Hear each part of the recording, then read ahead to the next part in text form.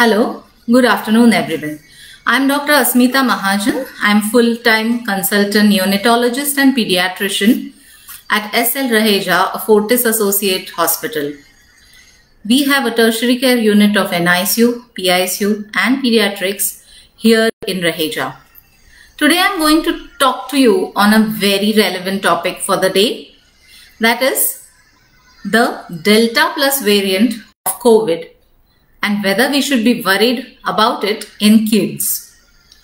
As you all know, there has been news articles, so many things going around that the third wave is looming large and kids are more at risk. Most of the parents, after hearing this, were in a panic mode. Is it really true? Are kids going to be more affected? Are they going to have more severe symptoms this time? Will it be a predominantly pediatric wave this time? All these are the questions in most of the minds. So let us first briefly understand what is this Delta variant. Okay.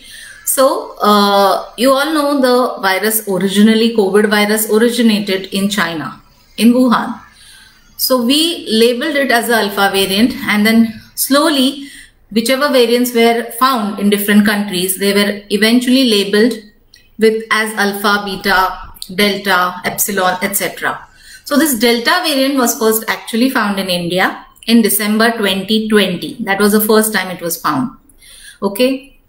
It caused a massive second COVID wave, as we all know, all over India, and some of the districts, some of the states are still reeling under its effects. But this Delta variant, why is it more of a concern? It's a mutation of the original virus. So it's a variation of the virus such that the spike protein on the virus is slightly different and it can enter the human cells more easily. That is the issue. That is why every person who is infected with the Delta variant may affect 3 to 4 more people.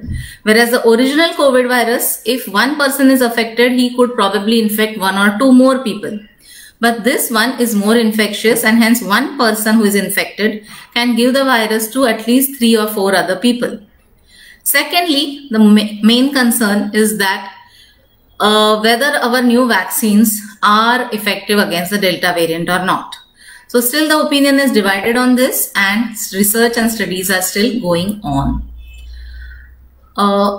And the third thing, whether it is more predominant in kids and what will be the symptoms of it, right?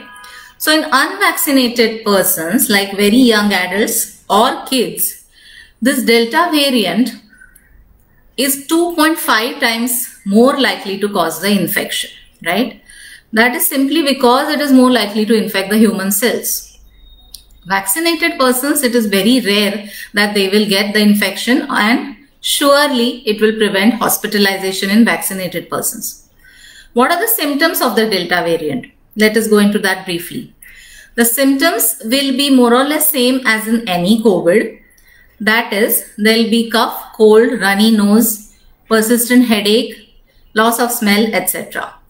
The only slight difference is that cough, persistent cough and loss of smell are less common in Delta variant. Whereas in the original one, you very well know that the loss of smell was a very typical feature of COVID, right? So, but in the Delta variant, loss of smell may not be there. Even cough is less likely to be there. But a sore throat, headache, fever and runny nose, these all symptoms are likely to be there. The same symptoms will be present in kids as well. The current treatments which are going on for COVID are more or less working in the Delta variant also. It is now spreading in countries like Delta variant is present in nearly 104 countries by now. And the Delta Plus is present in India as well as a dozen more countries at least. Okay. And we are worried whether the vaccines will work against the virus. But still the vaccination drive should be at full force, because vaccination definitely prevents hospitalization of such patients. That means severe COVID is still prevented. So we should go for the vaccine. Next thing, Delta variant is, however, as compared to the previous variants, it is more likely to cause hospitalization. That is double the number of cases of hospitalization are there, right? In the UK currently, it is said that the Delta variant causes nearly 97% of cases by now. So it is not limited to India right now at all.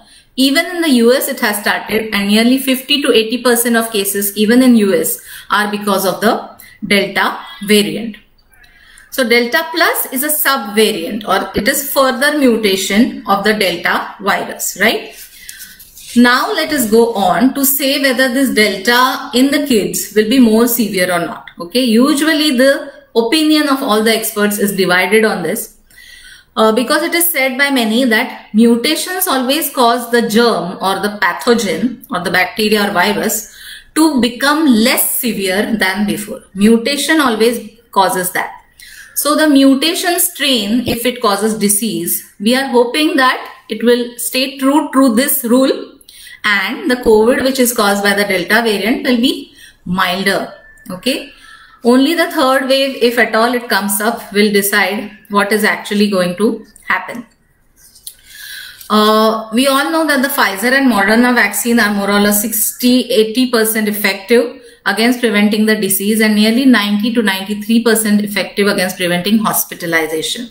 And the AstraZeneca vaccine and Johnson & Johnson's are nearly equally effective, and they prevent they are nearly 60% effective against causing the disease, and hospitalization is against